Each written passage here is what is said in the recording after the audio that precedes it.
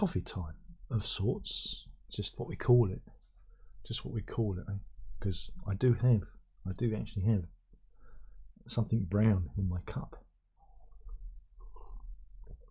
I don't know if you technically call it coffee. Reconstituted coffee with milk. I guess that's what we'd call it. So anyway, I don't know. I just thought I'd come on, try and get into the habit of doing this. Don't know if there's anybody there. No, there's nobody viewing at the moment. Because... oh, wait a minute. No, somebody is viewing because they've left a like already. Is that Andrew? Andrew, are you there? The thing is I'm... oh. You know you can dual stream now and automatically generate a vertical crop version for the shorts feed. Oh, I did not know that. That's a new thing. There's all these new features that I'm completely unaware of. Bit parky out there today. I'll tell you, a bit slippy. It was a bit slippy, and today in this household, well, yesterday it was my son's parents' day.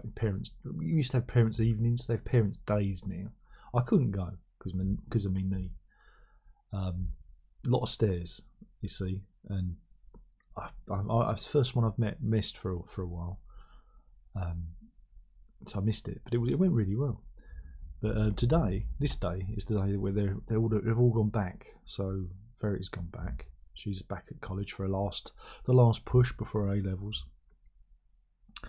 And Herb has gone to the local college. He's gone up the road to the local college for a taster day, which is good. We kind of helped him. We walked him along because of the ice. He's not very good on ice. Neither am I. Not at the moment. So we walked him a part of the way, and then watched him disappear into the distance on the opposite side of the road as he headed towards the college. So it's a big day for him. Hopefully, we're hoping. Again, it was a very positive Parents' Day yesterday, so we're hoping that he'll get enough grades to be able to go enter the college and study media, because that's what he wants to do. He wants to be a media person, and yeah, so that's a big day. That's a big day for him, and yeah, very slippy out there. It was literally the worst day. It was the worst day for the kids to go in, because overnight, even though they said it was like 4 degrees, it wasn't. It was like a sheet of ice out there. And again, for somebody who's already slipped over and wankered, that's not a swear word. That is a technical term. Yeah, wankered me knee. I was walking like Bambi, very gingerly along with the dog, and she was dragging me. Well, of course, she's as crazy as you'd expect from a border collie, dragging me along like a loon. But we made it there in one piece and made it home again. So I was stretching my leg yesterday. I had a couple of walks, got a couple of walks in.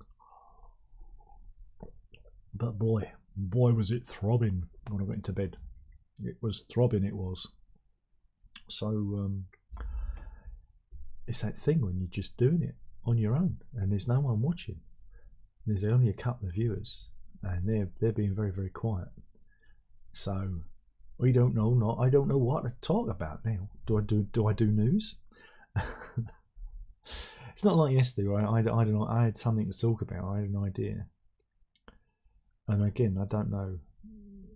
Again, I don't know why I do any of this, because nobody likes it.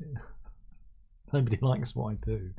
So, but I thought I'd just come on and talk. You know, something to do, isn't it? Really try and break up the monotony of the day,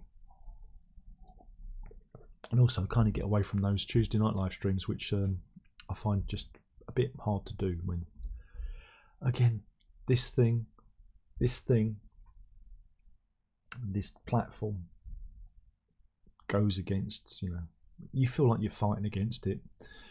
And again, I get it. A lot of people are not interested. That's fine. It's not a Doctor Who podcast or whatever. It's just me blabbering on. So I can understand why people wouldn't be interested. Flossie says, Happy New Year. All the best for you and yours. Well, I've already bust my knee on the ice, so yeah, it could be better. And the same to you. Hopefully you'll have a better time than I'm having. I wish that on everyone. Don't be me. But yeah, so I thought, well, maybe what we do is we do some live streams during the day, and then you can kind of. I'm a bit fresher than the end of the day than you know, like we used to, like in the old days, like when we used to. God, that went down quick. A bit cold though, because the coffee got cold really quickly. So I managed to guzzle that down in no time. So yeah. Oh. So I know. Did you all watch the Stranger Things finale? I think it's ubiquitous that every YouTuber talks about Stranger Things. Is that right?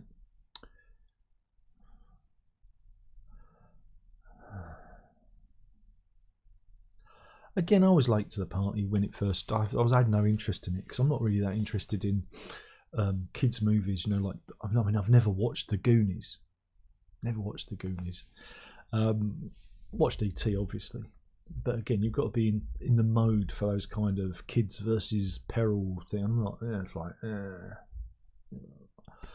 But you know, people said you should watch it, and I gave it a chance, and I watched them, and they became increasingly verbose and convoluted as time has gone, because again, the Duffer Brothers were given a bigger and bigger and bigger and bigger pot of money to play with. And so we got to Series 5, and again I watched the first episode of Series 5, and I was immediately going, I can't get through like another 7 episodes of this.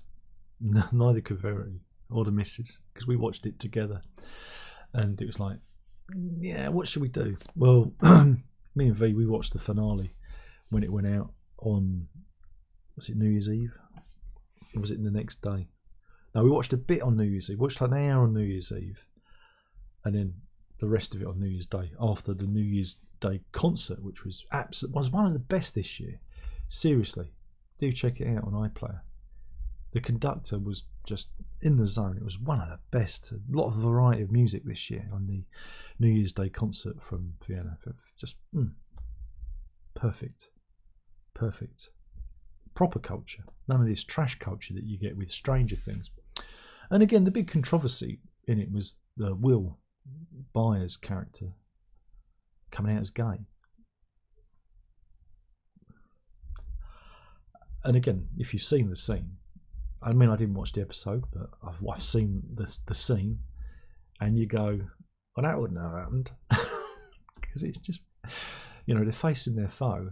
And imagine, again, if you transplant it to any kind of story, imagine transplanting it to any other story, you know, whether it's, I don't know, you know when they're facing the final push towards the foe. I don't know, the D-Day landings at Dunkirk, if you want to do, you know, things like Saving Private Ryan, or, you know, if you want to bring it back to sci-fi and horror, maybe, you know, The Thing. And one of the lead characters goes, guys, there's something I want to tell you. I really like girls. They want to look at them and go, what? And of course, the thing is, because, you know, the big bad preys on your fears, and you go, you know, whatever. It wouldn't have played like that if it was really, you know, the 80s. One, he'd have told his mother, and then his mother would have called his friends round for a pizza party, and they'd have sat down and they'd have discussed it in an orderly manner, and then his friends would have ribbed him about it mercilessly, you know, in no uncertain terms.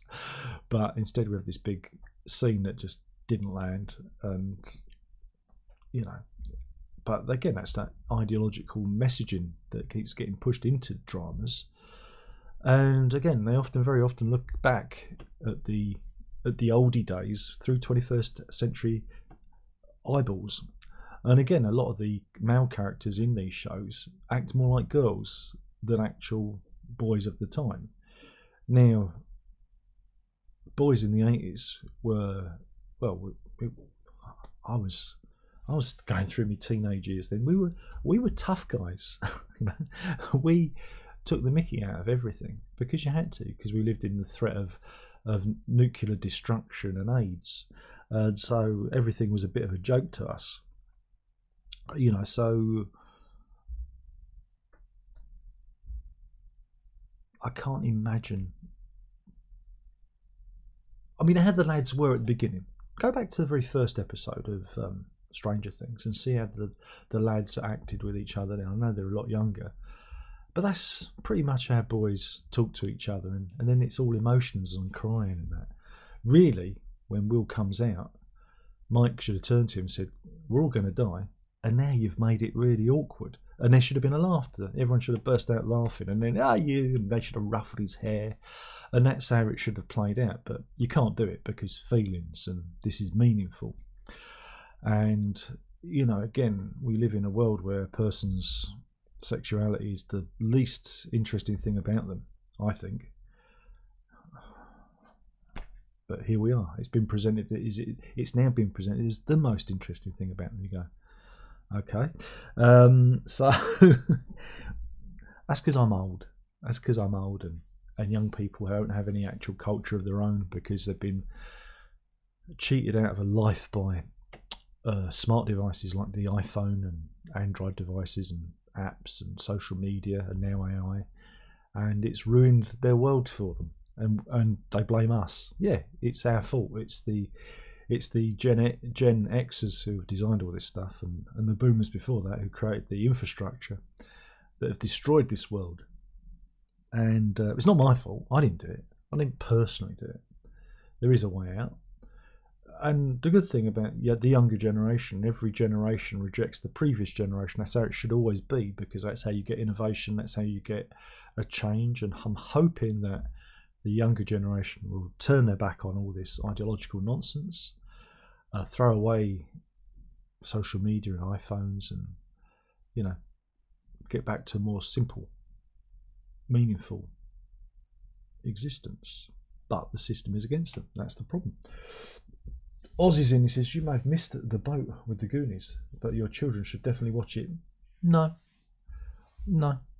I don't. I was never interested in those kind of movies. It's just, and I don't know why. You know, unless you're like year 5. I was a teenager when the Goonies came out, so, you know, it's like, I don't really care about kids. You know, it's a bit Nancy Drew for my liking. No. I want to watch adults do adult things. I've always, you know. Imagine if Star Wars had been, Luke Skywalker could have been 10 years old. You know, nah, not interested. You want to see adults do adult things. You want to see him get the girl, you know, and you know, shoot people in the face. You don't want to see them, you know, finding a lost treasure and a boat. Nobody cares about that. I don't care about that. So stuff your Goonies up your bum. Okay, it says, "Darren, I don't think the new Peter Drucker is long enough. Can you remix it to make it twice as long? I'm not a crackpot." I think you are. I think you've been listening to too many Stephen Wilson albums. Change Juice says, "Heard the new Queen song, Polar Bear." It's not new. Polar Bear's been around for, well, it's one of the Smile tracks. It's not new. Polar Bear isn't new. It's old. Crikey. Polar Bear, new track. Oh, are we doing?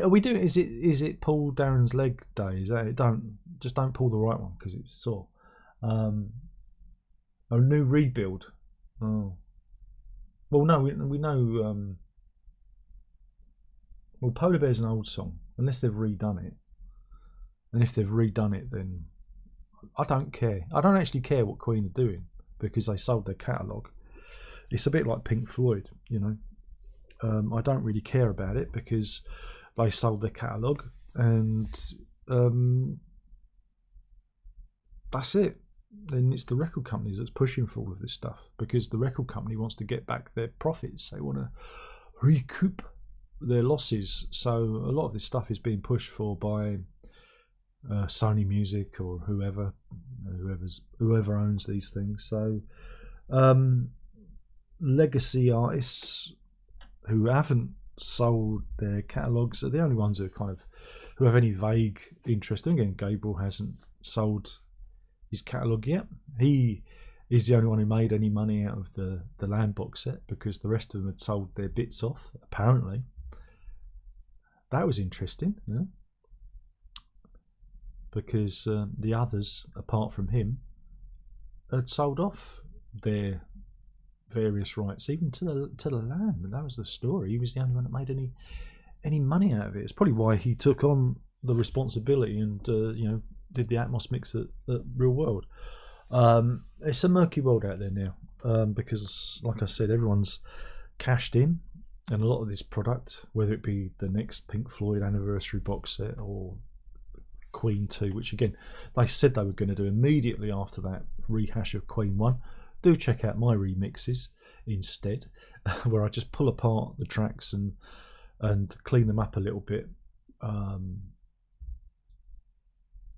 don't know why you'd pitch correct Freddie Mercury, who was always a bit pitchy. He was always pitchy. That's the point of his voice. His voice was pitchy, but you know, and yeah, and they changed the drums, and you know, again, it was all AI fucking around. So you know, that's fine. That's fine if they want to do that. But I have no interest in listening to some pull apart Queen 2. Queen 2 is pretty damn well perfect. You know, Queen 1, you know how that was recorded. That was recorded, you know, in snatch moments in the early hours of the morning when they could use the studio. It has a homely feel to it. It feels like a homespun first album of a band finding its way. It's beautiful. I love Queen, the first album, as it is. It's a comfort blanket to me, and I used to really love it when I was a young lad.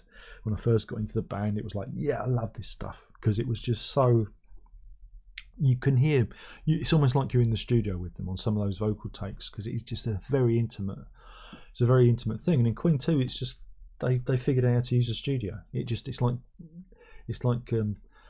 the bit in Wizard of Oz where it goes from black and white to Technicolor. Everything just goes VistaVision, you know. So I think you need that dichotomy. You need that transformation of that band who's, you know, in the studio finding their way, and then you get this more confident Queen 2, and it's fine as it is. It doesn't need fucking around. And here we are. It will get messed around with, and I won't probably even listen to it. I say that, but it'll come out, and curiosity will get the better of me, and I'll go, it's going to be terrible. I'll listen to it and it'll be terrible, because these things very rarely improve on any of this stuff. Again, I can only count one in my mind, one of these reissues, not by Queen but by a certain band that I don't mention by choice, but their final album with Peter Sinfield, that always had issues with the recording. Where it was recorded, there was tape hiss on it, it was muddy, it was horrible, and when they cleaned it up, it sounded a lot better.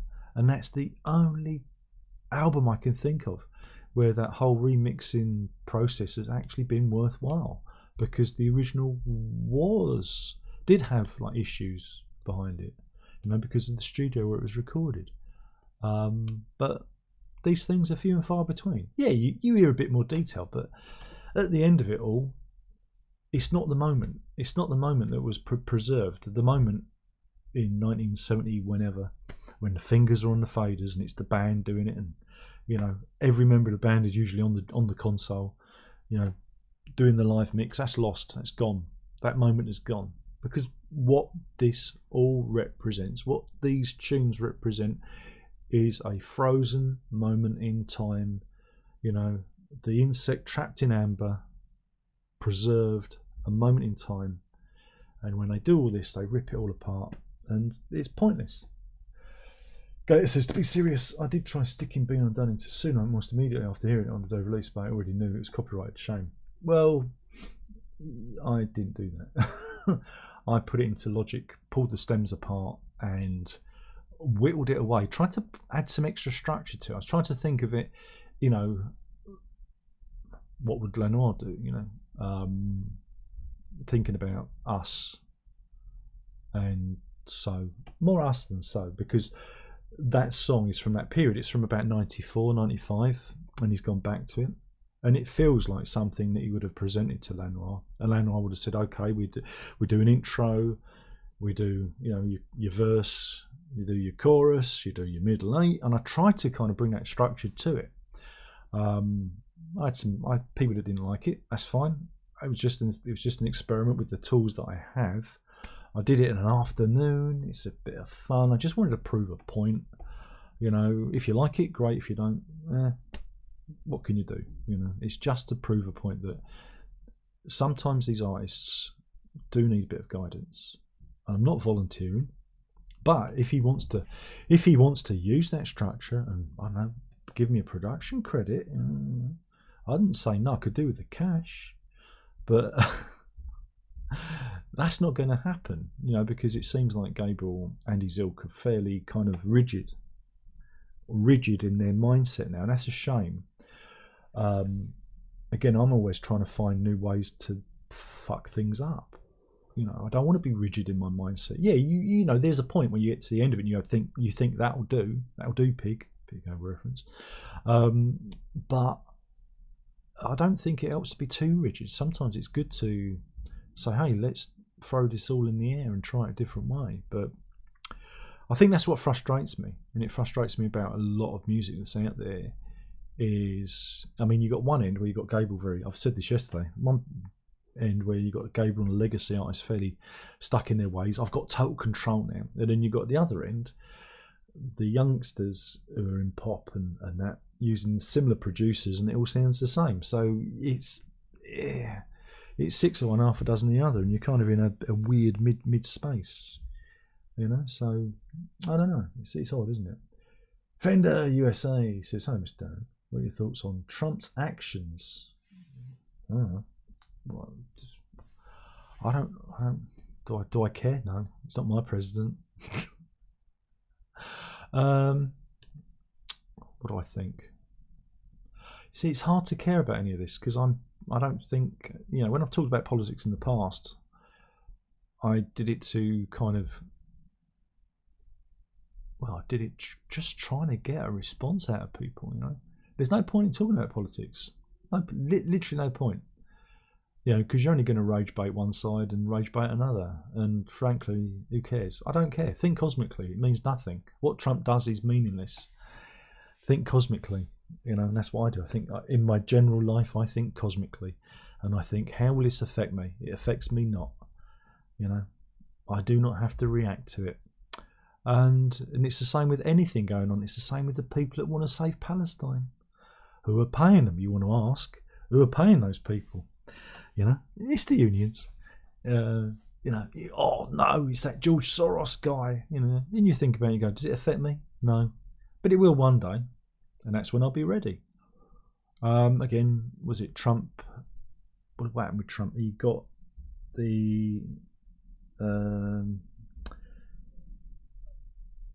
like fella from Venezuela.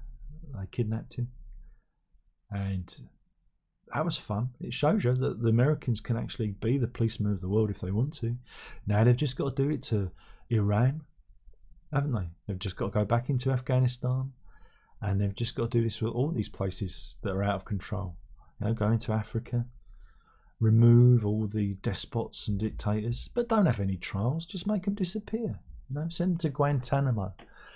You know, the place that old Obama said he'd shut down. And never did. That was one of his big promises. I'm going to shut down Guantanamo Bay.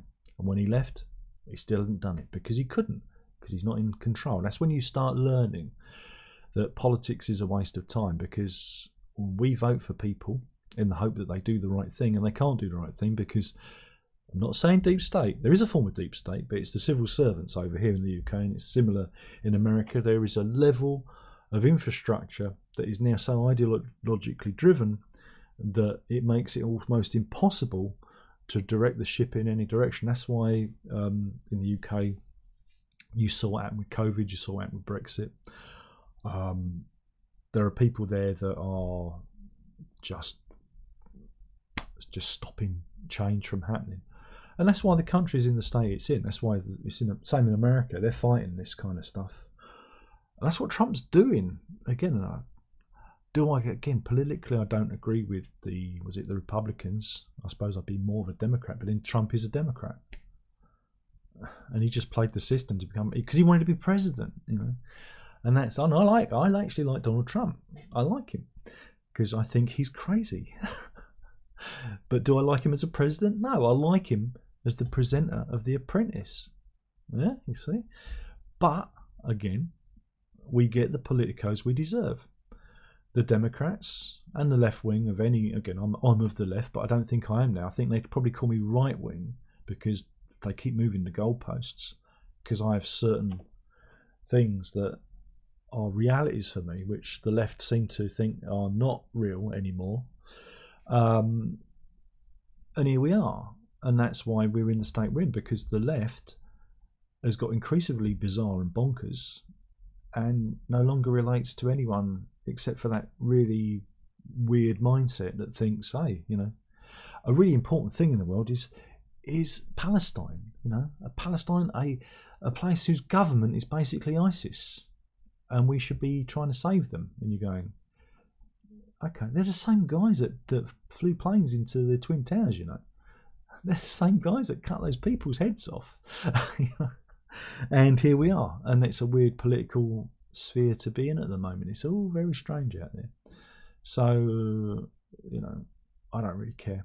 It's amusing that he's threatening Greenland. That I find incredibly amusing because, you know, he's going to come up to the force of NATO and Northern Europe, and again that's a real weird thing, because other presidents, if they, you know, they've used Greenland. I think they've used Greenland as a tactical spot before, but for this time he doesn't want to use it in the old ways, where, you know, in the old days America would throw lots of money at the country and they'd say, here's some money, can we park our warships there? And okay, and that's how it used to go. And this time he actually wants to kind of, you know, have Greenland as part of the US, and you go, oh, yeah. I think Russia would have to say something about it, and of course NATO and Europe will have something to say because it's under Danish control. That's interesting, but he does do the things he says he's going to do. He said he was going to go after Madura. He said he was going to go after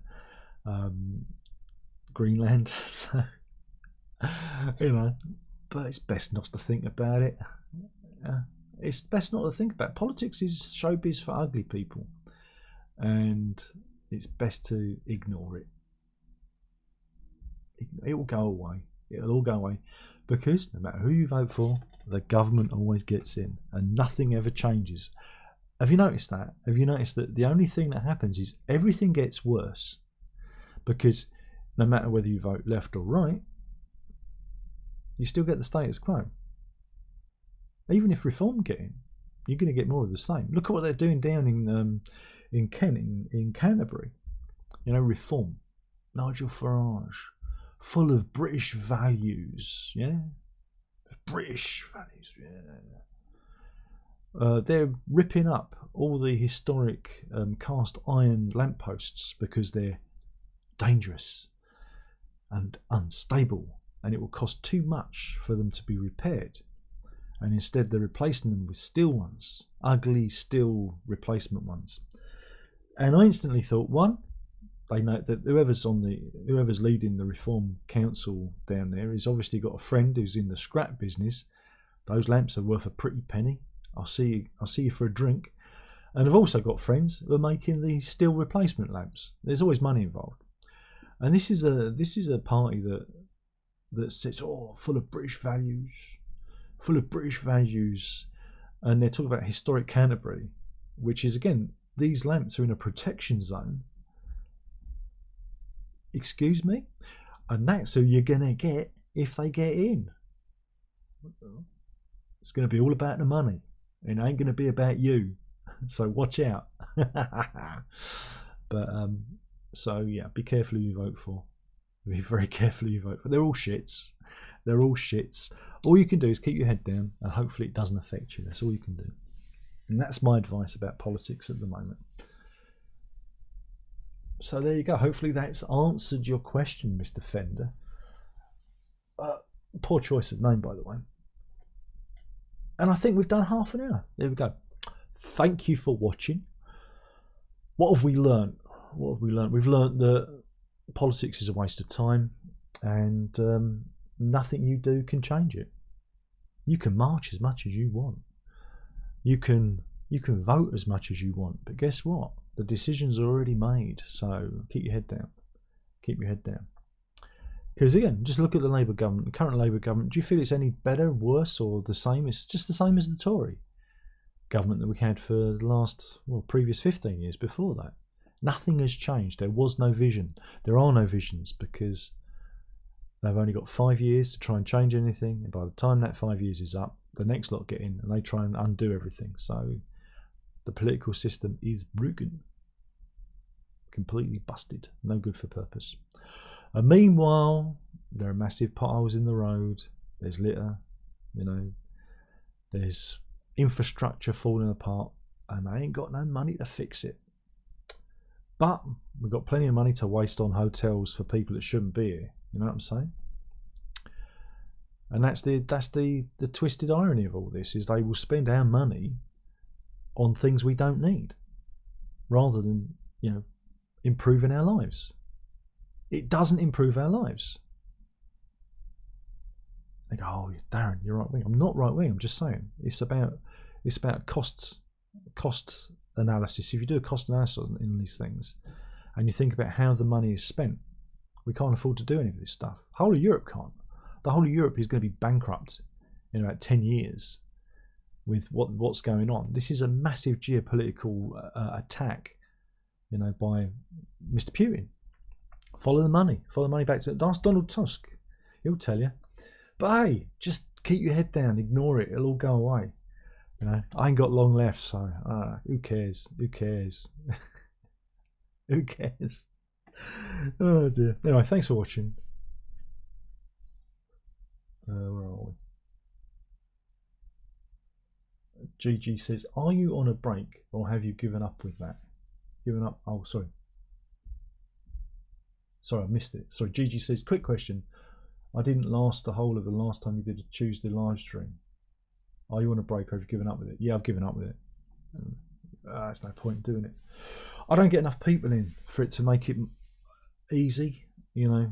And when I mean easy, I just sit there and if no one's interacting with me, it's just really hard for me to do that at that time of the night, and other than me just, you know, falling asleep. Whereas this, look, there are more comments here. He said there are more comments gesticulating at the screen than there is on a Tuesday night stream. So it's better for me to come on for half an hour at 11 o'clock or 4 o'clock in the afternoon or whatever, when there are people around. If I do it at late on a Tuesday, I get the same 3 people in, and they're great, and I love them, and I think it's great that they turn up, but they don't necessarily bring the conversation with them because they want to see me give a good time, you know. And so it doesn't work for me. It doesn't work for me. So nah, just glue all these live streams together and you'll get an even longer live stream. How's that? So, you know, I stopped it before Christmas. It's like, nah, I'm done. I'm done. You know, because it's just, you know, it's an hour and a half of my night, and it's just, you know, it's good when there was lots of people coming in, but again, the algorithm's not good to me, and I've got to kind of make it work for me, and this is how it's working. This works. This works better. So sorry about that. Fender says, I'm surprised Farage is so popular considering he fled after Brexit. People have very short memories. He didn't flee. He was still around.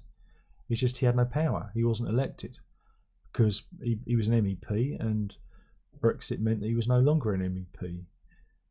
You know, he didn't flee. He's always been around. He hasn't gone anywhere, but he'll always be popular. You've got to remember, like him or loathe him, he's the most effective politico of the 21st century, because he forced Cameron to initiate a referendum without even doing anything, and that referendum went in his favour, and it shocked him. You know, so that shows amazing power without even being elected. You know, and that's what fascinates me about Farage.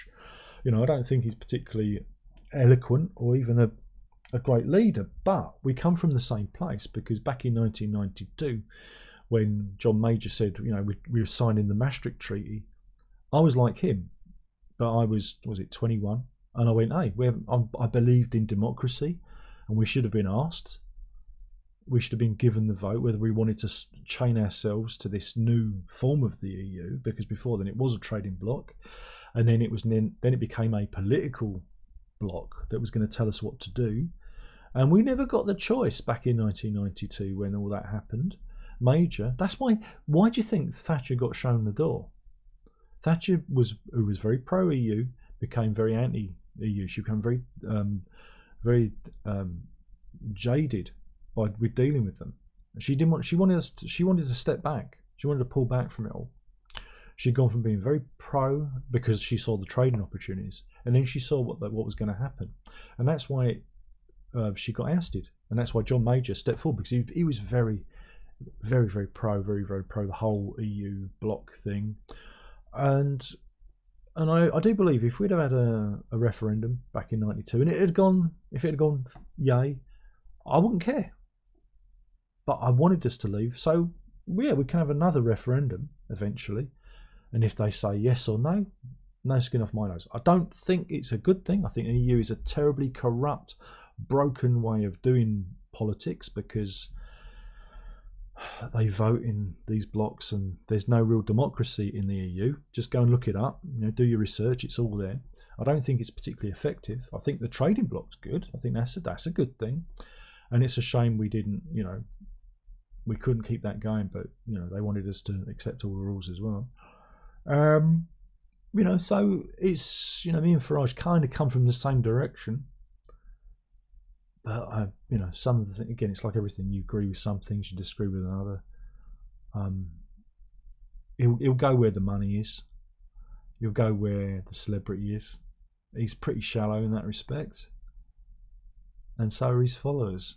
So we're in a strange time, and the mainstream parties, the Tories and the Labour Party, are just giving it to him. They're just handing it to him. And you just think, man, so naive. All of them are so naive. It's not going to end well for any of us. That's the thing. When Reform get in, and they probably will get in, there are going to be so many cuts. It's going to be awful. There's going to be nothing left of this country, nothing, and all the money will go to the highest up the ladder, because that's how it works. That's who his friends are. It's all about his mates. Just look how he's dealt with these constituents in Clacton, one of the poorest areas, and he gets voted there. Just look how he behaves there. That's all you've got to look at. What work goes on, what regeneration has happened there. It's pretty much zero at the moment. So, and he's been leading that for a while now, hasn't he? Been a good couple of years. So anyway, Zeb says later, see ya. Always says, I can recommend Marty Supreme, Manic Film, great synth score. Nah, sorry. Timothée Chalamet, I just don't buy him as an actor. I find him incredibly dull. Sorry, I can't look at him. It's like a small boy running around, Not interested. Fender says NHS is doomed. Yeah, the NHS will be wound up, mainly because of mismanagement. Too many managers. All the money gets pumped in. It's a political football that has been kicked around. There's never been enough money for the NHS, and I know. I mean, again, I heard it in the 70s. You heard it in the 80s. You heard it in the 90s. Because we have a population that's older, aging, growing, and we can never throw enough money at it. And it has to be streamlined. And I think certain parts of it has to be partly not privatized, but it's just run. It's run completely wrong. They have a supply chain that's overly expensive, and so you buy a light bulb, it costs, and it's the same. It's the same system that's in the schools, in a lot of these places where they have a selected amount of suppliers that they can use, and they charge phenomenal amounts, and money is just hemorrhaged out of it. And it's for that was set up by Blair. Blair privatised the NHS when he was in power, by the back door. Again, look it up. Look it up. He privatised the education system with the universities. Go and look that up. That was his Thatcher moment. Every time one of these comes in, they fuck it up for all of us. It's never going to stop till there's nothing left. There will be nothing left. Right? I'm not going to vote. There's no point in voting anymore because they've all proven that they're useless. All of them. And if ain't that, they'll take us into a war that we have no part in, you know? And countless people will be killed and millions will be wasted. Blah, blah, blah. So, there we go. That's my political punditry for the day. Politics is a waste of time. Gigi says, at my local hospital, when the extension was built, had 2,500 beds. Last I had less than 400 beds. All has been converted to offices for pen pushers.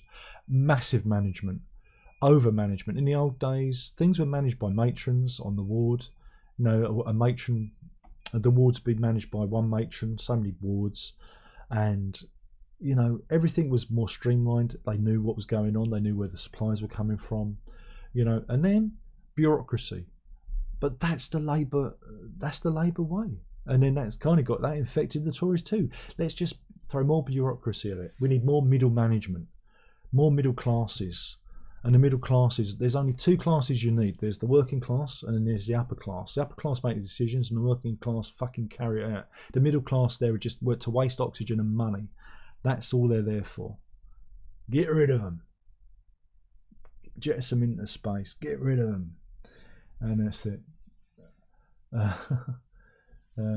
Stray says, got to get rid of middlemen. If the school wants to get a light bulb, it should be allowed to go to Wilco's to get a light bulb.